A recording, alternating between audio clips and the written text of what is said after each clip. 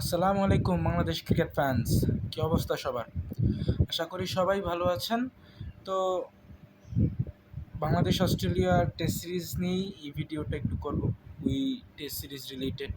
তো বেসিক্যালি একটা সুখবর আমরা হয়তো বা অনেকেই জানি, 2 দিন আগে থেকেই খবরটা স্প্রেড হওয়া শুরু হয়েছে যে লিটন কুমার দাস তার হ্যামস্ট্রিং ইনজুরি কাটিয়ে স্কোয়াডে ফিরেছেন, ফার্স্ট টেস্টের স্কোয়াডে। এটা একটা অনেক বড় স্বস্তির খবর আর কি আমাদের জন্য, বিকজ এতগুলো ইনজুরি কনসার্নস নিয়ে যেহেতু আমরা অস্ট্রেলিয়া সিরিজে যাচ্ছি, লিটন কুমার দাসের মতো এরকম একটা ভার্সেটাইল ব্যাটসম্যান যার ওই ধরনের কন্ডিশনে খেলার অ্যাবিলিটি আছে।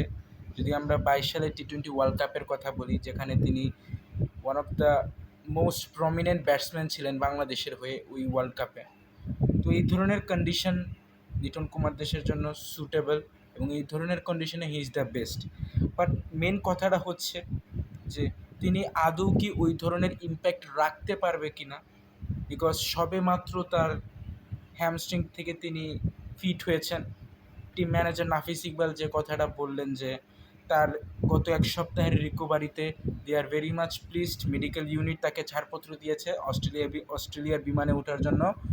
তো বেসিক্যালি হ্যামস্ট্রিং ইনজুরির ক্ষেত্রে যে জিনিসটা হয়, এত তাড়াতাড়ি একটা ইনজুরি রিকভারির পরে ফুল টার্মের জন্য কিপিং করা অনেকটা টাফ হয়ে যায়, বিকজ অস্ট্রেলিয়া তো অনেকটা লম্বা সময় আমাদের বিপক্ষে ব্যাটিং করবে, ফার্স্ট ইনিংস হোক বা সেকেন্ড ইনিংস হোক।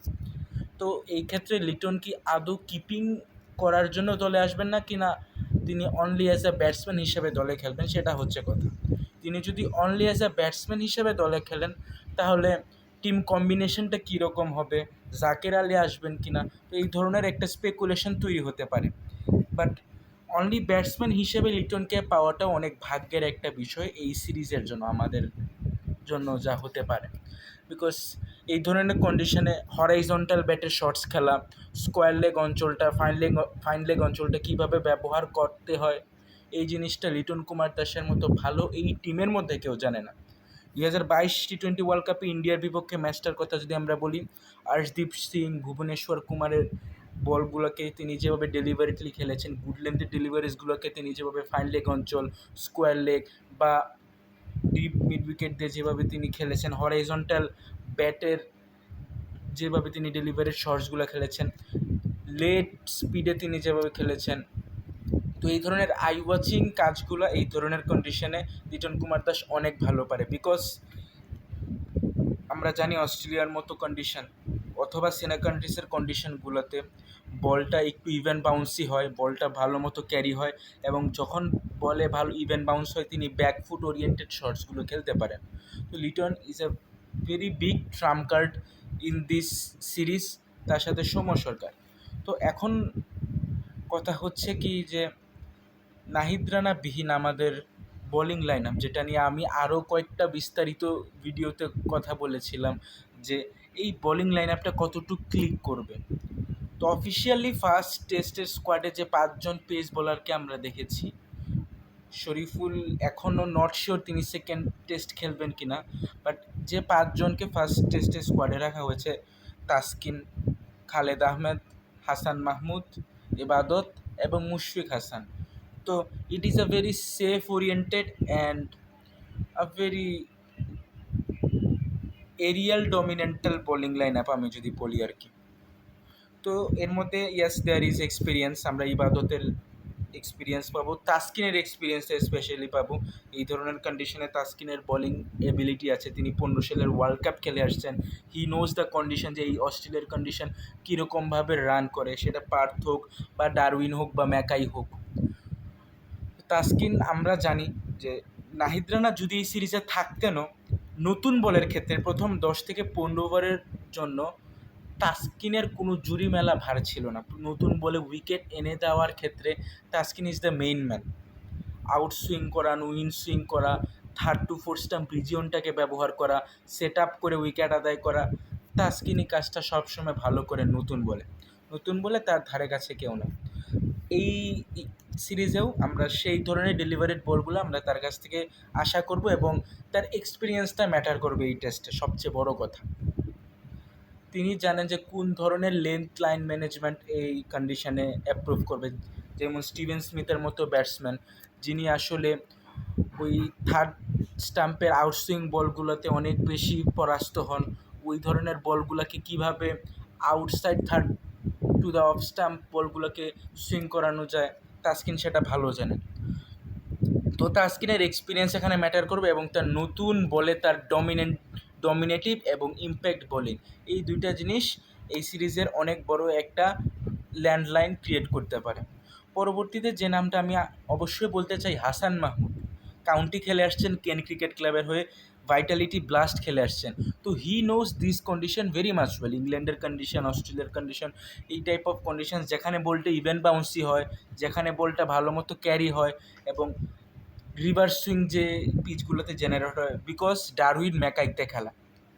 এই কন্ডিশনটা বেসিক্যালি একটু mixed up condition, third fourth তৃতীয় চতুর্থ দিনগুলোতে টেস্ট ম্যাচের যখন ক্র্যাকসগুলো ভিজিবল হওয়া শুরু করে, আমি আগেই বলেছিলাম যে তৃতীয় চতুর্থ দিনে যখন ক্র্যাকসগুলো ভিজিবল হওয়া শুরু করে তখন স্পিনাররা একটা এক্সট্রা হেল্প পায়। তো এই ধরনের কন্ডিশনে হাসান মাহমুদ তার ডেলিভারেড ইয়র্কারগুলো অনেক অনেক ভালো মতো এক্সিকিউট করতে পারবেন, যেটা তিনি কাউন্টি ক্রিকেটে আমাদেরকে দেখিয়েছেন। তাছাড়াও তার ওই করিডোর অফ আনসার্টেনিটিতে কীভাবে তিনি কনসিস্টেন্টলি বোলিং করতে পারেন, সেটা সবচেয়ে বড় বিষয়।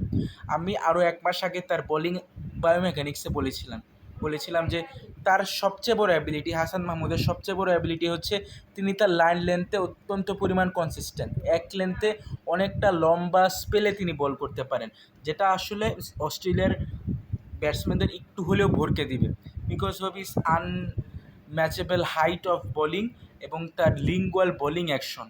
আমরা জানি তার কাইনেটিক চেঞ্জ, তিনি অনেকটা হিপ ডমিনেন্ট, নি ডমিনেন্ট বোলিং স্টাইলে বল করেন, like জোফরা archer and so on. পরবর্তীতে আরেকটা নাম যেটা না বললেই নয়, খালেদ আহমেদ। হি ইজ লাইক, আমি যদি বলতে চাই গোপন অস্ত্র আর কি, খালেদ আহমেদ হতে পারেন, যিনি শর্ট অফ লেন্থের বলগুলোতে অত্যন্ত পারদর্শী, বাউন্সারগুলো জেনারেট করতে পারেন। এখন আবার যখন গুড লেন্থে তার বলগুলো ভালো মতো পিচ আপ হয়, 2019 সালের সাউথ আফ্রিকা সিরিজে আমরা দেখেছিলাম সৈয়দ খালেদ আহমেদ অনেক ভালো বোলিং করেছিলেন, স্পেশালি তার একটা ডেলিভারি আমার ভালো লেগেছিলো ওই টাইমে, যে সেকেন্ড টু থার্ড স্টাম্পে একটা গুড লেন্থের বল অনেক সুন্দরভাবে নিপ আপ করে বলটা স্টাম্পে গিয়ে আঘাত হানে। তো সৈয়দ খালেদ আহমেদ বলটা যখন একটু পুরানো হবে, 35-40 ওভার যখন ম্যাচের চলা শুরু করবে, ওই টাইমে সৈয়দ খালেদ আহমেদের যে ন্যাচারাল সুইং তিনি যেগুলো জেনারেট করতে পারেন তার কবজির মোচড়ে, বা তিনি যেসব রিভার্স সুইংগুলো করতে পারেন, সেগুলো আসলে ওই টাইমে একটা বড় ইম্প্যাক্ট রাখবে এই ম্যাচে। আরেকটা নাম যেটা আমি বলেছিলাম যে ইবাদত হোসেন ইজ লাইক আ বলার, যিনি 21 সালে সবার আগে আমাদেরকে দেখিয়েছিলেন যে বাংলাদেশের বলাররা সেনা কান্ট্রিসে গুড লেন্থ ডমিনেন্সি বোলিংটা করতে পারে। কারণ এর আগে যখন আমরা সেনা কান্ট্রিসের কন্ডিশনে খেলতে যাইতাম তখন আমাদের ম্যাক্সিমাম কোচেদের ধারণা ছিল যে অস্ট্রেলিয়া ইংল্যান্ডে খেলতে গেলে যে যত ভালো বাউন্স মারতে পারবে, অর্থাৎ যে যত ভালো শর্ট অফ লেন্থে বল করতে পারবে, সে তত ভালো মাপের বোলার। বাট এই ধারণাটা সবার আগে ইবাদত হোসেন এবং তাসকিন আহমেদরা ভেঙেছিলেন 2021 সালের মাউন্ট মঙ্গানিউ টেস্টে নিউজিল্যান্ডের বিপক্ষে। তো এই জায়গায় তিনি জানেন এই ধরনের কন্ডিশনে কীভাবে ডিল করতে হয়, হি হ্যাজ দ্য এক্সপিরিয়েন্স, তিনি জানেন কিভাবে তার লেন্থ ম্যানেজমেন্টটা করতে হয়, লেন্থের কখন সাডেন চেঞ্জটা আনতে হয়, he knows that very much well. এবং আরেকটা সাডেন প্যাকেজ হতে পারে মুশফিক হাসান। আমি তার ফার্স্ট স্টেজের রেকর্ডগুলো চেক করছিলাম, অর্থাৎ তার লেভেলে ক্রিকেটের রেকর্ডসগুলো চেক করছিলাম। 17 ম্যাচে 57টা উইকেট আছে তার ফার্স্ট লেভেল ক্রিকেটে। যদি এটাকে আমি বলি যে প্রথম ডিস্ট্রিক্ট লেভেলের ক্রিকেট যেগুলোকে আমরা বলি আর কি, ঢাকা প্রিমিয়ার লিগ বা ডিভিশনাল লিগের ক্রিকেটগুলো যেগুলো হয়, তো ওইগুলোতে 17 ম্যাচে তার 57টা উইকেট আছে, এবং maximum wickets are in good length areas, যেটা সবচেয়ে বড় প্রমিনেন্সি জায়গা। এবং তার একটা র পেসও আছে, 135 to 140 ক্লিক্স সে অনায়াসে রাখতে পারে মুশফিক হাসান। মুশফিক হাসানকে লাস্ট বিপিএলেও আমরা দেখেছিলাম, he was too brutal, too honest literally. তো সে একটা সাডেন প্যাকেজ, একটা গোপন অস্ত্র তিনিও হতে পারেন, যেটা অস্ট্রেলিয়া জন্য একটা সাডেন ইম্প্যাক্ট আমাদেরকে দেখাতে পারে, because he is like a bowler যিনি নতুন বলেও ডমিনেন্সি দেখাতে পারেন, ওল্ড বলেও তার জুরি মেলা ভার। তো he is literally an unknown identity for Australians, যেটা হচ্ছে কথা। ইয়েস, নাহিদ রানাকে আমরা অনেকটা পরিমাণ মিস করব, প্রত্যেকটা বাংলাদেশের টেস্ট ফ্যান্স মিস করবে, বিকজ আমরা ওয়েটে ছিলাম তার ওই নিপেল বাউন্সার্সগুলো, তার র পেসটা কীভাবে এই ডারউইন এবং ম্যাকাইয়ের মতো কন্ডিশনে আমরা দেখতে পারবো। বাট যেটা হয়েছে ইটস এনাফ, এবং সামনের দিকে তাকাতে হবে। এবং যে স্কোয়াডটা আমরা পেয়েছি, it is a little bit challenging for Australia. Yes, এখান থেকে আমরা ভালো কিছু করতে পারবো, বাট দিন শেষে সবার আগে আমাদের ব্যাটিংটাকে ক্লিক করতে হবে। আমি প্রত্যেকটা ভিডিওতেই বলেছি যে অস্ট্রেলিয়া সিরিজে যদি আমাদের ভালো কিছু করতে হয়, আমাদের ব্যাটিংটাকে সবার আগে ক্লিক করতে হবে। মিনিমাম 25 to 30 ওভার্স উইকেট লেস হয়ে ব্যাটিংটা করতে হবে। যেহেতু লিটন কুমার দাস ব্যাক করলেন, সৌম্য সরকার আছেন ওপেনিংয়ে, তো শুরুর দিকের প্রেশারগুলো তারা অ্যানালাইজ করে ব্যাটিংটা করতে পারবেন। তাছাড়া মুশফিক আছেন, অবশ্য এই ধরনের কন্ডিশনে তার খেলার অভ্যস্ততা নাই, বাট তার সবচেয়ে বড় অস্ত্র হবে তিনি সিনিয়র ক্যাম্পেইনার, 21 বছর ধরে টেস্ট ক্রিকেটটা খেলছেন।